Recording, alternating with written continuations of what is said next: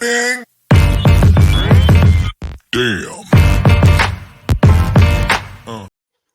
Welcome into the rantings of a fantasy football fanatic. I am your host, Jesse Muller, aka JMuller05, and we are cruising right through on our Getting to Know series. We've had so many important and fantastic individuals who I've had the time and opportunity to get to know in this space. It's been a really fun series where I hope you guys are enjoying the ride as much as I am. We have another person who does something pretty unique in the space that not many people do, where they combine fantasy content and finance, and also they are my co-host on our podcast, the FF Squared podcast. And I want to bring them on to kind of touch base with them because it's a different aspect and a different area where you don't see a lot of people doing that. So it's a unique perspective and something I thought would be great to share with y'all. So let me bring on Mr. Patel. How you doing, sir? Hey, Jesse, how's it going? Good. You are my co-host on our other show. It's a little different on this one, so we're just gonna. It's kind of the same format, right? But yeah. Your getting to know series. You know, you're highlighting a lot of great fantasy football content creators, and then bringing me on, and thanks for that. And let's talk about some fantasy football and finance, and maybe promote our other podcast. Right, exactly. Use one to get two birds, as they say. Right. Let's dive into kind of your first, like, what inspired you to even get into fantasy football content. Like, what was the spark where you're like, you know what, I want people to hear what I have to say. So why don't you kind of just take the reins on that? Yeah, so it was actually interesting. The reason I kind of sort of joined the fantasy football content was to promote one and done leagues, which if you ever played in the Baby Bowl, you know what that is. Otherwise, it's sort of like a survival league, but at the player level. Um, so basically, you set a lineup. Once you play the player, say week one, you can't use the player for the rest of the season. So it kind of morphs DFS into a long-term, season-long league. Um, so I actually thought, when me and my friend were running our home league, and we thought this would, kind of take off and become the best new format.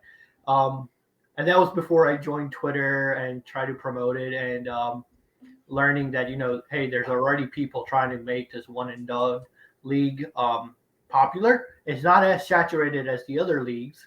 Um, but there has been others making tournaments and whatnot. So I started connecting with people on Twitter, and Tom at League Winner had a post about writing content, and I was like, you know what? I do a lot of research. I love doing research on fantasy football. Maybe kind of channel that into a blog, and that's how I kind of started with the League Winners, and that's what I've been carrying forward for the past 2 years and kind of growing from that. Yeah, I would also say if anybody is more curious about these one and done formats, kind of what you've been specializing in the past few years, you did write an article for the League Winners, which they can go to leaguewinners.com, search it, it'll be the first one you see. So if you want some more detail on what makes those formats so interesting and different from other ones, like, go check it out. Prue's the one that wrote it, so he's here. Like, go check it and see what you think about it, because it's fun. Like, I've been really into guillotine leagues. It's a little different, obviously, but it is kind of similar as one and done. It's just a little bit different. But yeah, I do enjoy kind of those different formats where it's not your traditional redraft where it's like, your 12 teams, blah, blah, blah. You compete the whole year. It's a little bit more fun and interesting. So if someone wants to branch out of their comfort zone and try something different, I'd highly recommend them going to check those one and done formats, because I've had a lot of fun doing it myself. And I know you have. Unfortunately, you're not doing the Showdown series this year, but next year you're looking to get it going, right? Again? Yes, I'm taking a hiatus from running our lineup showdown tournament, mainly because it's going to kind of go into our second topic. I talked about finance. Is I am starting this nonprofit, and I want to tie that league into sort of my charity work as well, and kind of get that up and running. Um, so that's why the hiatus is. I want to do the groundwork on the charity side, to promote both the one and done league and my charity, which we'll talk about once we get to the second subject I write about. Yeah, your bread and butter, as I would consider it, where there's not a lot of people who I'm confident in their ability in finance in this space, because a lot of people will do fantasy football, but like after talking to you for 5 minutes, you could tell like finance is your jam. That's where you're comfortable with. That's your passion, right? So it's like, all right, yeah. So that was the whole why I messaged you originally. I was like, hey, what is this you're talking? Because you messaged another. Like, hey, is anybody interested in this type of format? And I was like, what are you even talking about? So you messaged me, and I was like, oh yeah, let's do it. So of course, as one thing goes, it becomes a whole new podcast, and we got this whole thing going on based off of that. So yeah, it's okay. So why don't you kind of touch base on how do you balance that where it's your passion and you take the time to be able to kind of run fantasy football on top of it and merge the two together? Yeah. So, like you said, just a little background.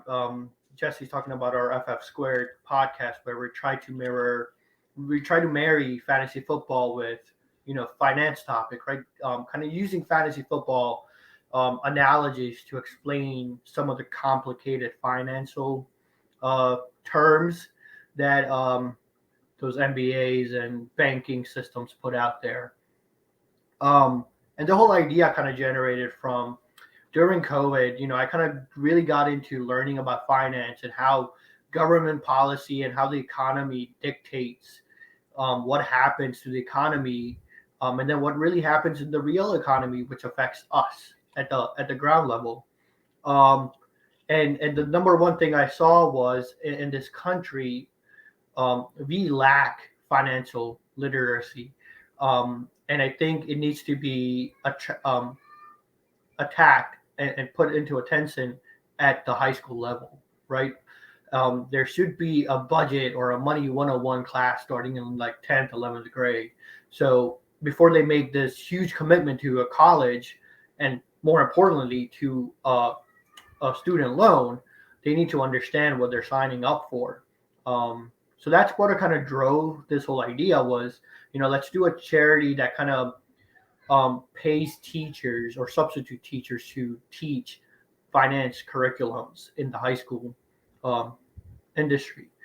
And that's when I kind of had this crazy idea, and I kind of put it on the league winners chat. It's like, hey, would anyone be interested in doing a fantasy football and finance podcast? And that's where FF Squared kind of started. And we're still figuring it out, right? Jesse can attest to it. We love talking about fantasy football. We'll talk 45 minutes about it, and then all of a sudden the finance portion kind of falls off. And I think that's mainly because when I joined Twitter, I was following all the fantasy football folks, so I haven't really connected with that many finance folks. So I'm hoping by this time next year, the series will evolve when I have a lot more finance collaborators that I can, do fantasy football segment and then a finance segment where I can bring those people on more often, and whatnot. But in lieu of that, I did, become a blogger for In Between Media, and it's sort of kind of helping channel the precursor to what those series will be into written form. And I did, I they published one article. There's 3 or 4 more that are getting edited and published here soon. But if you have a chance, go check it out at In Between Media. And I think the first article kind of just talks about inflation and how you can use fantasy football scoring settings to understand how inflation actually works in the economy. Yeah, I think it's actually really cool. You partnering with IBT Media is a really cool like brand to hitch your wagon to, just because they don't do traditional fantasy football. They go at it from a different lens, and it's nice to see that where they'll bring in people who don't just specialize in fantasy football. Obviously, we're all in this for fantasy football, but like we have other priorities that we specialize. So they'll bring in writers who are particularly good at things. They have people touching on like NASCAR. They have people touching on different events as well. So it's more getting different people with different walks of life, and they come in and kind of change how you look at things. And I think your passion with finance like leads perfectly into that. So when you told me you were like going off with them, I was like, oh yeah, that just makes so much sense in my head. I was like 1 + 1 is 2. Like that's so well done. So I'm excited to see kind of how that goes for you. But yeah, I'm pretty excited. Like I think it'll be a lot of fun overall. This wasn't on the show sheet, but I'm more curious. Since you're doing so much for fantasy football content now this year, how do you kind of go about managing your time so that you're able to live life outside of just fantasy football instead of being a content drone where it's 24/7 content. How do you go about kind of like scheduling that and making it fit so you can kind of do other things outside of content as well. Yeah, so the number one thing, even last year when I wasn't writing as much, I found hard to do was writing just a weekly article was a nuisance, especially because my articles were very stat driven, and a lot of the times the stats didn't get updated until Wednesday night, and you had to drop it on Thursdays.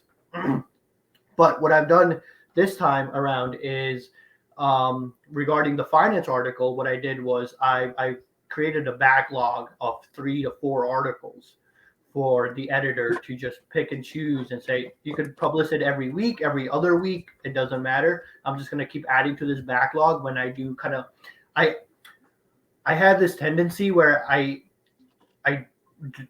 have too many irons in the fire.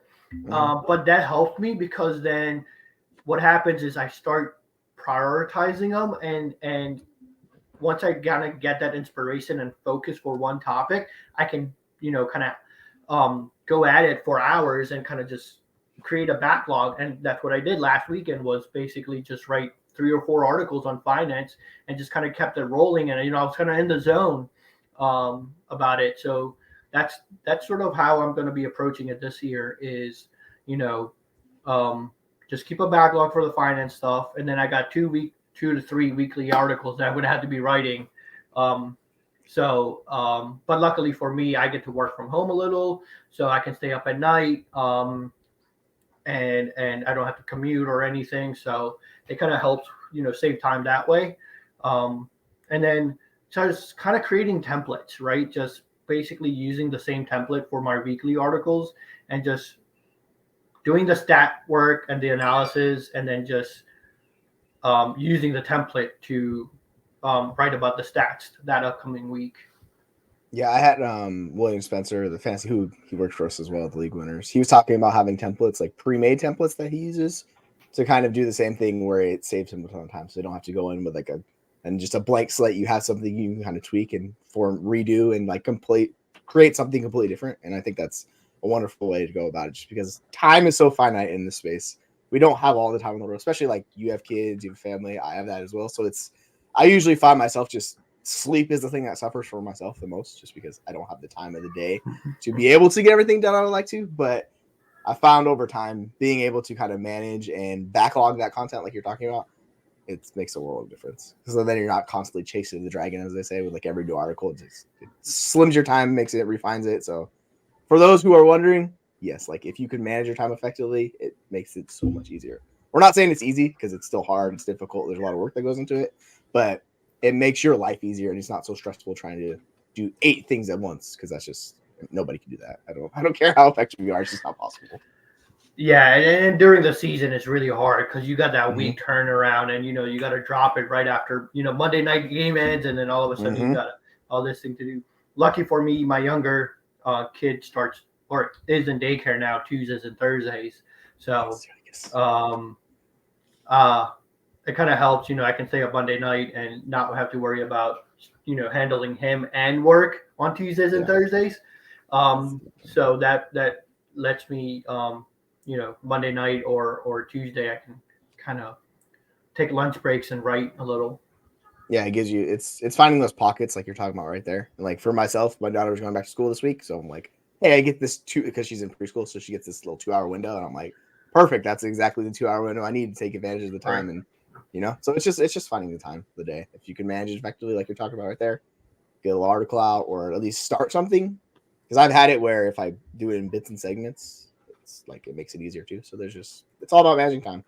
And if you could do it, even though we were both chewing off a lot and doing a lot this year with the finance and like the content, but yeah, I think it's the best way to go about it. I'm curious kind of your perspective on this. What are some strategies you would suggest using to basically monetize your content without sacrificing the quality of it or the integrity, basically? Because people will call you like, they'll say you're a sellout or you're doing these or things. So how do you go about making sure you still hit the points you want to hit while you're able to kind of monetize your product of what you're looking to do? Right. The thing that I've learned, and we kind of did an episode on this on FX Squared where we brought the SEO person on. The key with any social or online content is consistency. Unfortunately, consistency matters more than quality in that space. But if you're able to combine consistency with quality, it kind of gives you that moonshot. Um, it kind of puts you above a whole tier. But let's say you really want to make monetize this. The number one thing I think everyone needs to concentrate on is consistency. And I think Jesse, you would attest to that. Early on, you said that that was your fault, and I saw that last year, like where I was not very consistent. I'm still not to this day very consistent with my social media stuff, just because I got too much stuff going on, and this is more of a hobby. Um, the other thing is, I forget who it was, but someone did tweet out, um, uh, there's a lot of people in the fantasy football content and content, online content in general. But the one thing we forget to ask ourselves is, what makes us different? What makes us unique? Are we just repeating what hundreds of other people are saying, or are we looking at it something at a different angle?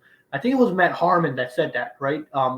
Because he his little niche is reception perception, and he was just saying that we need to find a niche that you can concentrate on, and that's where the quality will come from. And then all you have to do is be consistent. The other thing is, don't do work for free for too long, right?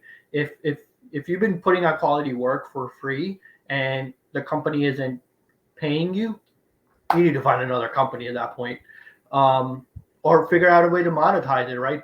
Patron or whatnot, and just go different routes. Just take the stab. You'll be surprised with how many people will sign up for $1 a month or $3 a month Patron to see your content, and then it becomes a volume game. I think if you treat fantasy football as a business and you learn business principles, you could definitely succeed in it. I think that's the main point that you're hitting on at the end is exactly what it is. If you want it to be a hobby, it'll be a hobby forever. Well, you kind of just pick and choose your points, but in the business, you have to be consistent. You have to consistently provide a product. And then if you find that niche, like you're talking about, where whatever you're doing, it stands out, or you're finding a way to get it stand out where it's good product that separates yourself in whatever way that is, you combine those two. That's how you have something that you're like, hey, here's what I have. Is they're like, oh, it's completely different. Like this is you. When I think of you, this product is associated with it, right? So it's because if you're just doing like dynasty content, there's like hundreds of dynasty creators. There's thousands of redraft people that just constantly do this. So, if you're consistently putting out product, take a look at it and be like, what can I do to kind of separate myself? And if you figure that out, which I haven't fully figured that out myself, so I'm not saying it's super easy, but if you do figure that out with the consistency, that's kind of where you're able to take off. And like the moonshot approach you're saying, it's just, you'll see your numbers, all the views and everything, you'll start going up and up and up. And if you stay up with that, case in point, the people who went into Substack this year, which I've seen a lot of writers do that. I think Jacob Sanderson has 1,600 subscribers and 400 paid for like each month. So like, depending on what that amount is, like that adds up over time. So if you're able to, go that route, you can find a way. I think there's enough like places and content places you can create that you can find wherever your lane is and kind of grow through that. So I think that's the best way to go about it, honestly. And if you can get it, congrats to you, because you will have figured it out, which like we're in the process of still figuring that out, but hopefully we do at some point, but we're getting there. So we're hoping we can get our best of that. I'm curious, since you come from such a strong finance perspective, can you discuss the importance of budgeting and finance and planning in your line of work and how that kind of translates to fantasy football content? Yeah. So interesting. One of the other reasons kind of started talking about finance and football in the same terms was Dennis Michelson at DMIC Media or DMIC Media. Yeah, that's it. Him and I were, co-managing a league and drafting, and we started talking, and he's got a boatload of experience in the U.S. economy because he's up there in his white hair, or lack thereof, actually. But he talked about how he manages his finance in regards to fantasy football, and how he made money using the method, and it kind of rang a bell with how I run businesses and how I'm like, okay, he's treating this like a business. He's treating each team like one of his businesses. And that's, I think, if you kind of look at it from that perspective and you start applying business strategies and business principles, you're able to succeed. And let's say you're not a fantasy football content creator, you could still make money just playing fantasy football. Yes. And that's, if you treat each team as a business, you basically are looking at the team and saying, what is the potential of your return, your ROI. And then the other thing is, we talked about this in one of our first episodes on FF Squared, was profit first, right? Mm-hmm. It's a system that makes sure that you're doing two things. You're controlling your expenses as a business or a personal finance, and you're rewarding yourself with a small percentage of profit that grows over time. So if you do the same thing with your fantasy football, let's say you're in 100 leagues at $10 each, right? $1,000 investment. You're going to win some of those leagues, right? So the whole concept there is basically take the winnings you have, take a percentage of it, and gift yourself something. It could be buying the ultimate draft kit next year, or it could be going to a game using that money. Treat yourself. That's your profit first. But then take most of the portions and just kind of allocate it back to the business or allocate it back to your fantasy football leagues. And just from 100, maybe grow to 150 and just replicate your strategies. And then maybe, you'll see a bigger return the following year. Especially with the advent of basketball, you can grow this type of business yes. Far. So it's just basically treating your fantasy football leagues all as one big business and just separating your account and making sure that, you're not taking all the winnings and then splurging on them somewhere. Keep them. And, as DFS folks say, your bankroll, right? Just keep building it up. Don't take it all out. Just, take like 10 to 15% of it. Treat yourself, but keep the rest and grow from that point on. Yeah, I think it's a lot of players who play in these, like you're talking about hundreds of leagues and stuff like that. They're process players, right?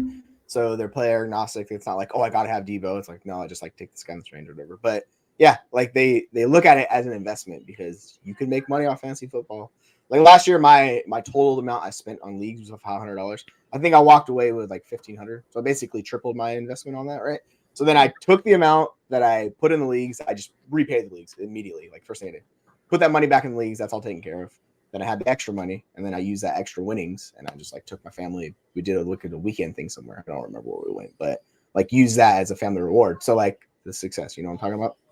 So yeah, if you're playing it in a process, because you'd be surprised. You get on Twitter, some of these players are in hundreds, and some people do thousands of league. I remember, I think Matt Harbin or someone from the Expo said they ran into someone who had 1,500 leagues or something on Sleeper, and I was just like, how is this possible? First off, but second, like that's just the next level. So yeah, there's as many leagues as you want to take a part of. Go ahead, you could do it. But if you have a process with it and you're able to make money off of it, hey, that's just like another business in a way. So if you do it right, there's definitely ways to make money and specifically with best ball, because you don't have to manage them. You just draft them. Yeah, just go. And that kind of talks to the point you said. How would a fantasy football content creator monetize? It's like, hey, we already know this industry is very saturated. Maybe take what you're learning from writing the content and just grow your fantasy football leagues and apply your learnings to your fantasy football towards winning your leagues a little bit more than trying to promote your content until you kind of find that niche where you can succeed in. Yeah, and for the content creators that are curious, you could use your fantasy football, like your experience in fantasy football leagues. People do it all the time, and you could write about that. You can produce videos about it. It's actually not too easy because like the product is there for you to use that. So it's like you just take it from one step and do that and just go with it. And I've seen really successful people do that. So it's definitely another way to look at it. Now, on the flip side, for being a creator, what are kind of the challenges you face, and how did you go about overcoming those challenges? Yeah, so I mean, the number one challenge is it's a very saturated market. Again, you need to be super consistent, super engaging, um, which I was not at all. And it was very hard to grow my one and done leagues, um, especially because you kind of start those leagues in August, and by then a lot of the fantasy football content creators are in like hundreds of leagues for that year already. Yep. Um, and it's hard to promote. Something that you're not consistently doing. So the way I worked around it is, kind of understanding that, there's so many leagues out there. Maybe the one and done thing is not my forte. I do like running the tournament, so I'll keep that going, even if it's at 30, 50 players league. Um, but I help out wherever I can, right? I help promote Rob Norton's Baby Bowl as much as possible, kind of grow that way. Um, Now I'm kind of starting for writing for, you know, Big Guy Fantasy Football as well, with Bob Lung, writing finance articles with fantasy football analogies for IBT, and then continuing my work at the League Winners, kind of spearheading that, kind of helping with the editing on the articles there and kind of publishing some stats that the League Winner authors can use. So I'm just kind of growing and just sort of pretty much, to me, my what I've kind of come down to is I like collaborating with other fantasy football content creators and other people. So I've kind of fallen down to that being my kind of happy place at the moment. If you're looking for a breakthrough to, like, becoming the next, fantasy football content creator, person of the year, I don't think I have any advice for that because I haven't succeeded that much yet. But I found my happy place. So just go find what your happy place is within that industry, especially if you're doing this, part-time / hobby. Just be happy with it. Because I feel like a lot of the times we forget that we kind of started this as a hobby, and then we see other people succeed, and we're all of a sudden are thinking, why aren't we succeeding? But you also got to understand circumstances are different. A lot of people are putting, it's their career at that point. Versus other people have jobs and families that they need to put time into. So I think just take a step back, understand where you are in life, and find your happy place. The one reason that keeps me going is, I know, Jesse, I want to retire early and travel the world with the family. This is another source of income, even, however small, it's another source of income I can do from anywhere in the world. So I just want to keep growing, even if it's at a small, rate, pace, but it's a hobby, and there's a small amount of income that comes from it, which can supplement me in my early retirement. Right. It's a great way to look at it. And I think it's interesting, like when you talk about your happy place, for like me, that I associate that with passion. So if you're not passionate about what you're doing in the space, like you're going to wear out. Like there's no way you're able to keep it up if you're not happy with it. Right. So for content creators or people that are looking to get in the space, find what you're passionate about and focus on that. Because if you're passionate about it, you'll find you're willing to put in the effort that needs to go with it. And you won't just like throw your hands up and be like, well, like for instance, I never expected to get into Dynasty as heavy as I did. And then I didn't expect content creation to come in. But realistically, if like Sleeper disappeared, I would have a much different perspective because I wouldn't be on my computer all the time. Like I just can't. So I would have to shift out everything I do. But the fact Sleeper came along made it a heck of a lot easier for me to be like, oh yes, well I can do 30 leagues because it's on my phone. If it's MFL and stuff, I'd be like, I can't. It's just too much for me. So it's, find what works for you. And for everybody, that's going to be a little bit different. You can emulate people if you want, but the best like creators in the space are going to like be the best version of themselves. So whatever that is, follow through with that. And like it's kind of how you'll see people take off all the time doing that. And speaking of, I was curious, kind of who are the creators that inspire you and the ones that you look to kind of emulate nowhere? Yeah. So currently at the moment, I think the number one that comes to mind is JJ Jackareeson. His Late Round QB podcast. The reason I'm saying JJ Jackareeson is he packs so much information in 15 minutes in each episode, be it, if he's looking at stats or trends or answering mailbag questions. I'm blown away every episode with the amount of information he's able to convey in 15 minutes. And Jesse, we talk about fantasy football and we just ramble on and on for 45 minutes.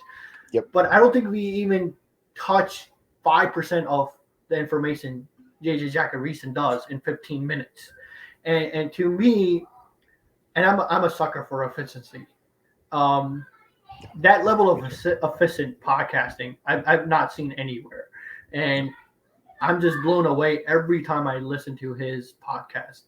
And unfortunately, I haven't had the time to sit down and kind of think it through and figure out how I can emulate him.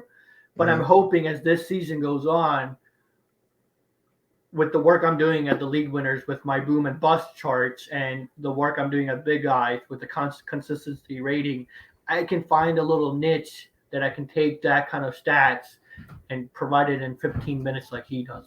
To me, he combines analysis and creativity in 15 minutes so well. I've not seen that anywhere. Yeah, he's the gold standard for doing those 15, 20-minute like podcasts and art. Like it's ridiculous how efficient he is with his time with it. He gets to the point. He also delivers it so you understand it, which a lot of people cannot get to that. Like they can be fast, but you have no idea what they're talking about. And then there's the flip side where people tend to like ramble on and like we're not to the point, right? So we have that issue. So he's kind of the best of that short form to a point, like not like TikTok short form, but like 15, 20-minute, podcast where you can take it and go. It's just when you talk to people, he's almost always a name that comes up because he stands out for everybody in the way he approaches it. And he's been doing it for so long. He's like nailed it to a T, like what he does. And it's just impressive to watch. Like I sit down and listen. And I'm like, man, that's so much good information packed into a short time. Walk away. I'm like, oh yeah, I remember that. And it'll come up in a conversation later on. I'm like, man, it just stays with you. It's ridiculous. If anybody can like shoot for that, if you can get to that level, like you're going to be very good in this space because there are very few creators who like approach that level. Like that's something we're all shooting for. It's just so nice to watch. Do you have any kind of advice for people who want to step into content creation? It's difficult for a lot of people to kind of take that first step. So what would you like be a recommendation or advice you have for those people? So I'm going to lean a little bit on my finance knowledge here. And I say the same thing. I just finished writing an article, which hopefully we'll publish next month. In the finance world, at the current moment, money is fake, right? Due to government policy. Put it simply, the federal bank printing money. And in order to survive in the economy, you need multiple sources of income. But the good thing is there's so many ways of making income now, mainly due to the sheer population we have in the world and the global connectivity in the world, that making money, there's, you could skin a cat 1,000 ways and still make money off of each part. You can do so many different things to make money. You just got to focus on it. I think that same thing applies to content creation, be it fantasy football or any kind of blogging or video logging. It's just there's so much connectivity in the world now. People are using the internet to connect more than they are, to connect in real life by, with face-to-face interactions. So just start. Just go ahead and start. Find where you're happy. Just keep creating what you're passionate about, right? It's falling back to what you say, Jesse. If you're passionate about it, it will flow. And if you reveal who you are through your blogging, through your video blogging or whatever, people will come and see it. And just be consistent with it. And as long as you're consistent with it and you're passionate about it, you'll see returns. It might be small at first, but you never know when the big break might happen. Yeah, if you consistently put in that work like you're talking about and you put forth and stay with it, like you will see growth. it might, like you're saying, it might be real small first. You might see one person check it out, then two, then it slowly grows to five, and it kind of snowballs after a while. And it's not going to be an immediate success, but it's going to take time. But if you're willing to put in that time and effort, you will see. And that's why you'll see a lot of people who jump into different sites, because the sites are bigger names. So they kind of have that platform for people, and they take it and then they run with it. But if you're willing to do it on your own and consistently put up with it, like, you can grow it yourself too. So just don't be afraid. Jump into it, be consistent, go for it, and you'll see the time and effort pay off like tenfold. Kind of, how do you, since we're talking about people being on Twitter and staying up to date with fantasy football, it's like a constant stream for finance. How do you kind of stay up to date with all the changes in that industry? And then how do you incorporate that knowledge into the content you create? Yeah, so regarding finance, it's a lot more complex because they make simple economics complicated at the really high levels. The government and the central banks and whatnot. So what I've started doing is just reading a lot of economics books and truly understanding what economics is and how does the economy really work. And once you kind of simplify it, everything else is just a variant, right? It's like fantasy football, right? You take yards per game, then you make yards per attempt, then you make yards per route run, and you keep adding layers and layers. It's the same thing with finance, right? And at the end of it all, finance is just applying common sense to money and managing the money. It all boils down to simple equations, but the business world and the finance world has complicated it, just like the fantasy football has complicated stats and other things. So once you kind of peel those layers off and get to the central core principles, you start understanding a lot more of what's happening really quickly. One of the big breakthroughs I had was, um, uh, that money printing is like a huge percentage of why inflation exists. And before understanding how that mechanics of that worked, um, I I I was always confused on how why all of a sudden prices are going up, right? Like, what was the factor? Like, are we all of a sudden making better quality products? Are we shortage of supply somewhere that's causing this crazy inflation? Why are gas prices going up and down? And then you start learning that it's all driven by one simple equation, and that is the money supply in the economy and the number of transactions that happen with that money supply. It all boils down to that. If you can run your businesses on that, business running is not hard. It's just applying common sense. What happens a lot of the times is those Fortune 500 companies, they got the manpower, so they're looking at it at a detail level, and they're layering and layering and layering it, creating all these mathematical projections and whatnot. But when you peel all those layers off, it all boils down to one thing, and it's how much money do they have? So yeah, it's I think from people who look at like the finance aspect, like you look at it when you're coming out of left field, you're like, whoa, I don't. It's just this big ball of mystery, and you're like, it's too much for me. I just can't do it. I'm not gonna tell you. And so like, if you're able to kind of dive into it and kind of understand it, like you do, it's a lot easier to go about it and use it to your advantage. Because for a lot of people, like we just don't know, and you just throw your hands up. You're like, you know what? It's too complicated to learn. I can't do it. So I'm not going to do it, right? But that's really not the best way to look at it. So it's if you're able to distill it so it's not such a complicated process for a lot of people, I think that helps people so much. So people that are able to present it in a form that people can distill it easily, I think then it makes it easier for everybody. So absolutely, like I'm all aboard with that. I'm curious, since you are in finance and in fantasy football, do you see a potential where the markets of those two can collide and coexist? So I'll be honest, I don't fully understand the question on what do you mean by coexist. So like, let me rephrase it. So basically, combining the two to basically create content that is both finance driven and fantasy driven, where you're hitting it for both angles, but your main goal is one product. It's like putting that into this, if that makes sense. Yeah, so I think it can definitely be combined into one product. I don't think it's very, it's not going to spin off a whole industry, right? Mm-hmm. It's a very niche thing, but I think what it can create is, those books, uh, accounting for dummies or coding for dummies or whatever. Mm-hmm. You can create a book that pretty much explains the financial world in terms of fantasy football. So, the title could be Finance Explained as a Fantasy Football Mm-hmm. content or analysis, whatever.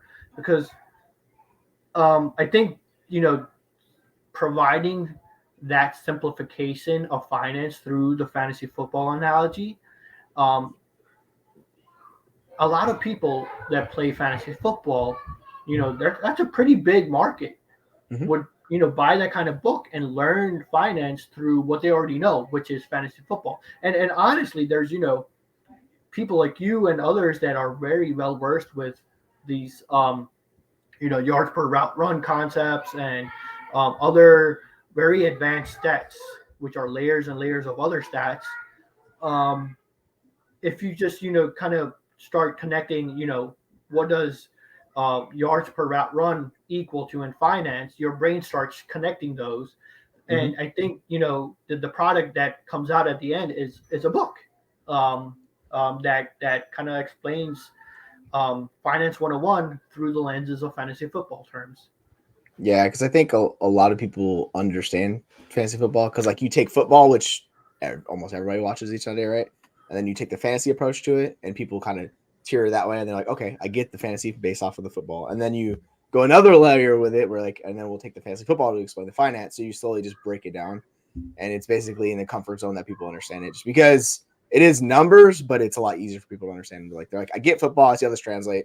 Money, a lot of times you don't see it in that aspect, so it's more mysterious and you don't understand it. So I think if we can, kind of make it easier to distill in that way, like, yeah, I know I'm a sucker for it, so I'd read that book. Like, I'd be like, what's this book? All right, cool, let's check it out, right? So it'd be, oh yeah, that makes sense.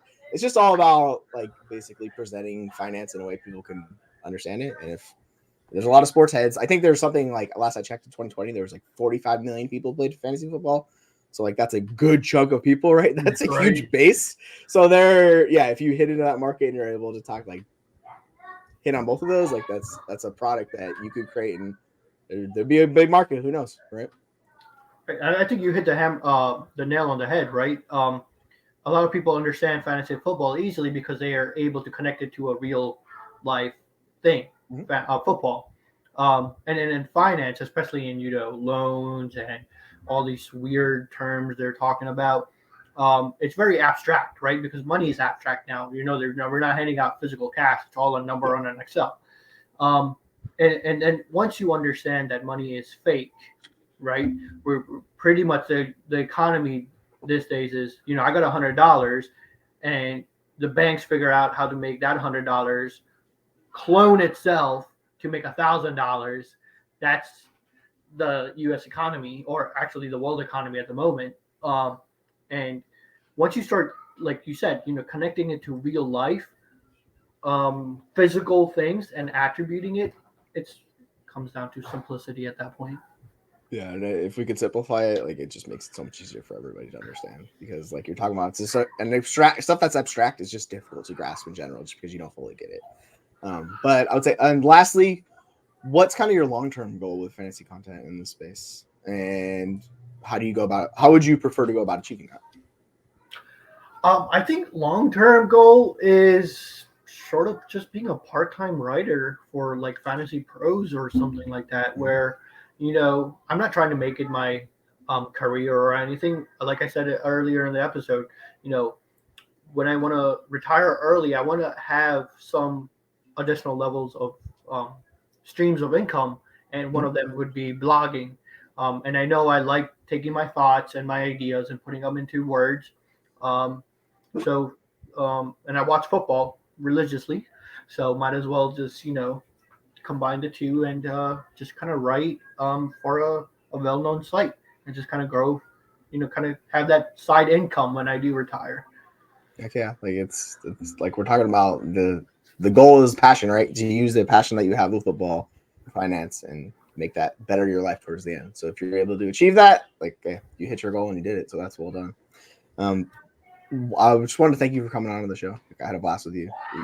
This was a little different than our usual podcasts, where it's a little different perspective. But why don't you tell everyone where they can find all of your content, where your content's posted at? Yeah, I'm mainly on Twitter. Just follow me at the Patel. I'll be tweeting out where I write for all three of the platforms I write for: the League Winners, Big Guy Fantasy Football, and In Between Media. You'll start seeing me ramp up articles here starting this week across the board, and hopefully, we can have a conversation about fantasy football or finance or both. That's what's up, and we'll be doing a lot of that this season, I would imagine, the content we're producing. So yeah, but yeah, if you ever have questions, just hit Peru up. Like he's a very smart guy. He's very knowledgeable on this topic. Like he's a great person to just kind of bounce questions off of. So yeah, use it to your advantage. But yeah, that'll wrap up this episode of Getting to Know series. I think this is our 12th one, so we are just cruising right along with it. And yeah, we'll have this out, and I look forward to seeing y'all later on in the week. So take care, folks. See you guys. Have you ever felt? Are you listening? Damn.